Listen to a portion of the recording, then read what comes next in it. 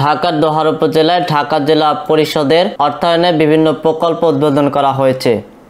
গতকাল শনিবার উপজেলার নারিশা ইউনিয়নে মেঘুলা রাজবংশী পাড়া, নারিশা পশ্চিমচর বেলতলা, নারিশা সাতপিটা মুকসুদপুর এমদাদুল উলুম মাদ্রাসা পর্যন্ত মুকসুদপুর কবরস্থান আরসিসি রাস্তার প্রায় 1 কোটি টাকা ব্যয়ে 5টি প্রকল্প উদ্বোধন করা হয়। উদ্বোধনের সময় ঢাকা জেলা পরিষদের চেয়ারম্যান মাহবুবুর রহমান বলেন, আমি দ্বিতীয় মেয়াদে জেলা পরিষদের দায়িত্বে আছি।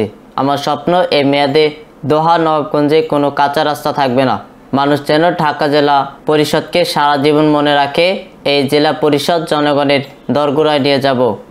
এ সময় উপস্থিত ছিলেন ঢাকা জেলা প্রকৌশলী আব্দুর রাজ্জাক, সহকারী প্রকৌশলী মোতালেব হোসেন, প্যানেল চেয়ারম্যান শাহজাহান মোল্লা, মুকসুদপুর ইউনিয়ন পরিষদের সাবেক চেয়ারম্যান মহসিন শিকদার চঞ্চল, বিশিষ্ট শিল্পপতি দেলোয়ার হোসেন, সাবেক নারিশা ইউনিয়ন আওয়ামী লীগের সভাপতি শেখ শাহাবুদ্দিন, আওয়ামী লীগ নেতা হাবিবুর রহমান হাবিব, সাজ্জাদ হোসেন সাজু, মোস্তফা মোল্লা সহ বিভিন্ন স্তরের নেতাকর্মীরা।